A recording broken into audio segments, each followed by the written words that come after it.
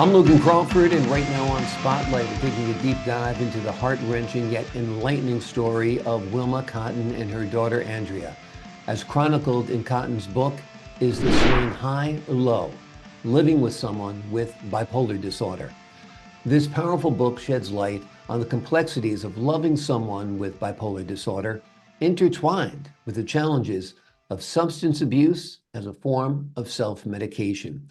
We're delighted to have this very talented author join us here today on Spotlight. We thank our team at Atticus Publishing for helping us put her in the spotlight today.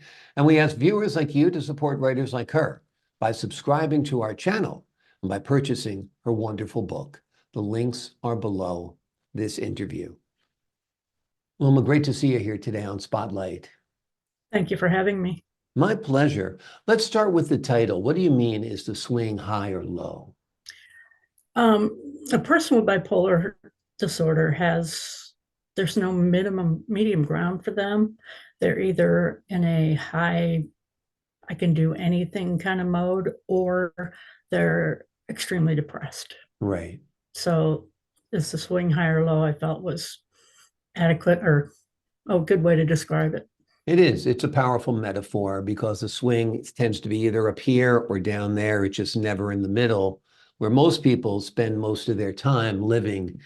They're either that mania or that depression, and it can be tough for sure. Tell us about your daughter's, tell us a little bit about your daughter's story. My daughter was diagnosed with bipolar disorder at the age of 12. We went to several different psychiatrists, tried to get her medicated. The first time I felt she had a problem was I found her, I went looking for her, had been calling her, and I went and found her in her laundry basket in her closet, sobbing uncontrollably. So I took her to a psychiatrist, and he prescribed Prozac, and she started taking that and went completely manic. So we started working on trying to figure out what medications would help her. I got her into therapy or as best I could. And over the years, she decided she was going to self-medicate. She didn't like the way that medications made her feel. So she started by smoking pot, and then she got addicted to cocaine and methamphetamine. She was in and out of jail, in and out of rehab.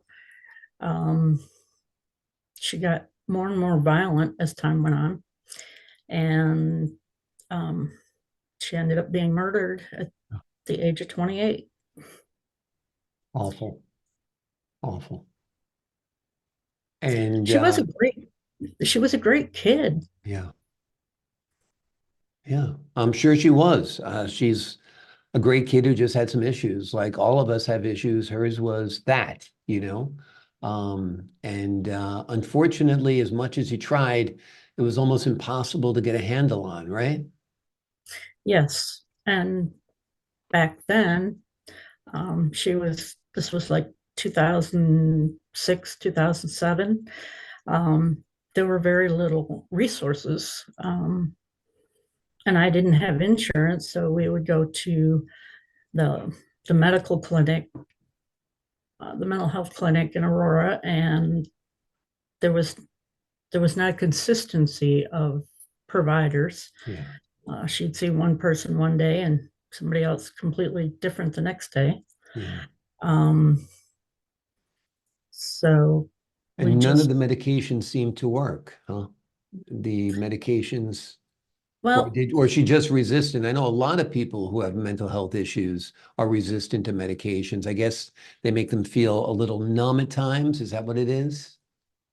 well, the one medication that everybody kept saying at the time was lithium. And she had done research, and she says, I'm not taking lithium. So we started with different combinations of medications. And she would say, well, this one makes me sleep in class. This one I can't go to sleep. This one I don't feel anything.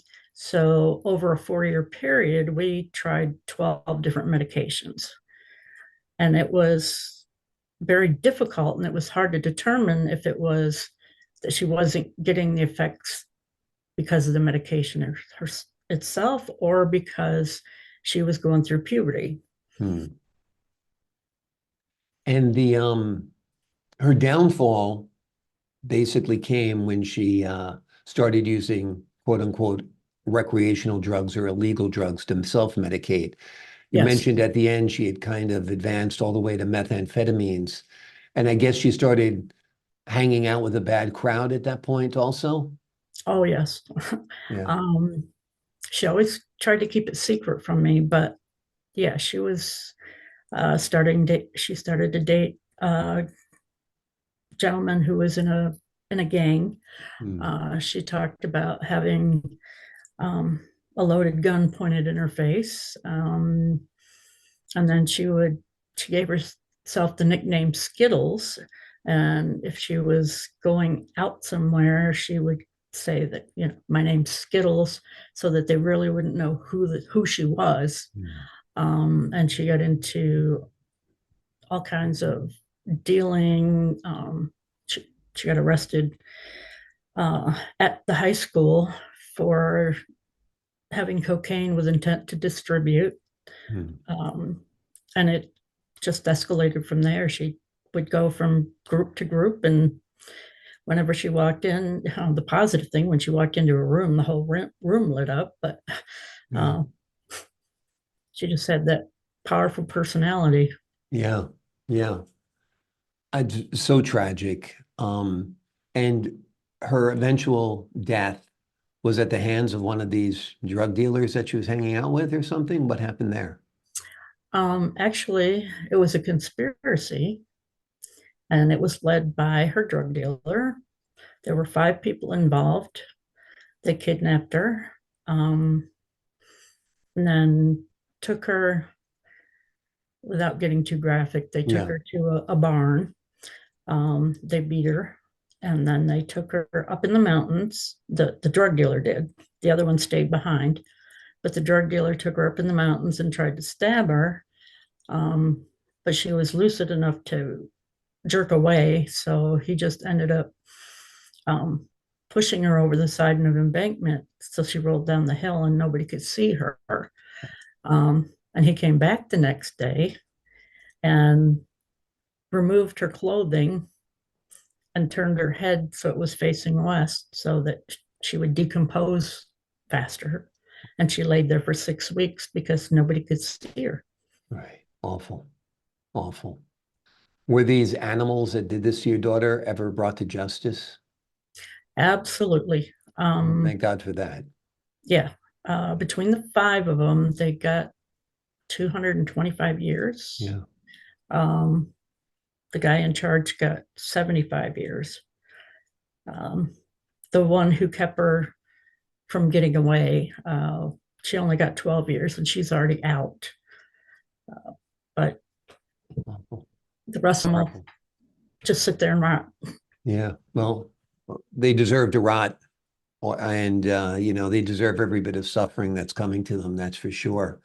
Um, Tell us about writing this book. What was the motivation? You trying to help people with Andrea's story that for other parents that are struggling with similar adversities? Well, the main reason I wrote, well, there was 2 main reasons why I wrote the book. Number one, I was in therapy for a long time and nothing seemed to be helping. Um, I had all that anger and sadness, like just right here, and Yeah. I couldn't get rid of it. Yeah. So when I bought the house I'm in, I started remodeling, and as I was remodeling, the feelings would come up. Mm. So I started writing. Yeah. The other reason I wrote it was to honor her. She was going to school. She was studying psychology, Mhm. and she wanted to help people just like herself. Yeah. So, and eventually, yeah, I want this book to help other people know that they're not alone and be aware of what the warning signs are. The second chapter of the book is what bipolar is and what it does to a person and the families. So I How was, many years ago did your daughter die, and how old was she? she died October 2014, Hmm. and she had just turned 28. Awful, awful. This book is a powerful book, and we appreciate your candor in telling this story. If it was of help to you getting rid of that sadness and the pain, in fact, I was going to ask you before, have you been able to get rid of that sadness and the pain that was right here, that anger? And how have you Mostly, done that? yes. Yeah. As I remodeled my house, the book took about a year and a half, but as I remodeled the house, I would, if something got to me, I would go and knock out a wall or something. Mm. And when I finally completed the book, it'll be 2 years ago in May, things finally started to settle down. Yeah. I could start to see light at the end of the tunnel, that I had to put it behind me and figure out what to do with the rest of my life, knowing she was gone. Yeah. Exactly. Yeah, that's the hard part is that, just dealing with forever. You know what I mean? It's extremely difficult, no doubt. Um, Tell me if a parent were to come to you right now and say, Wilma, I think my child has bipolar disorder. What's that talk you would have with them? What's your best advice? Um, Number one, make sure you listen to them. They will try to hide it. They'll be ashamed of it. Just reiterate to them that it's no different than having, say, juvenile diabetes, or, it's a disease. So many people shun the fact that it's a disease. They're like, oh, well, he's just having a bad day. Mm, You kind of have to keep track of how many days they kind of go off the wall or are in a period of sadness. And then if you start to see a trend, then maybe you need to talk to a mental health yeah. person. Absolutely. Yeah, it is a true disease. It is a true chemical imbalance in the brain, which I guess is why using another chemical such as lithium for some people is helpful. Obviously, there are tough side effects. There are no easy answers. Mental health issues in this country, unfortunately, are largely ignored, are Yes. underinsured. It's almost impossible to find a healthcare professional who can help you, who accepts your insurance. Mm-hmm. It's just an absolute tragedy and big mistake that I think this country makes. I think there's a high price to be paid by ignoring mental illness, that's for sure. Yes. Wilma Cotten has written a powerful book. It is called Is the Swing High or Low? Living with Someone with Bipolar Disorder. It's a powerful book about her daughter and her real life story, as well as the complexities of loving someone and living with someone with bipolar disorder, especially when it's that much more challenging because substance abuse has become part of the equation. Wilma, thank you so much for joining us here today on Spotlight. Thank you very much for having me. My pleasure. And to the folks at home, I'm Logan Crawford, thanking you for your time this time. Until next time on Spotlight.